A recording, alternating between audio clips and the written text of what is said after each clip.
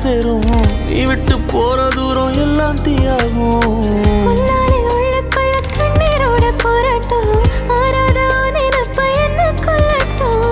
நீ நெஞ்சின் ஓரத்தில் வலிக்கின்ற பாதியா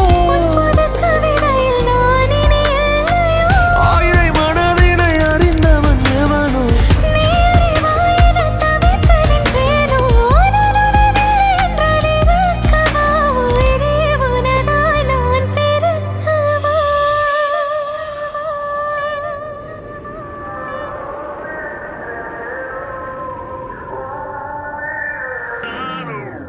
உன் கண்ணோரம் விழுந்த உன் நெஞ்சோரம்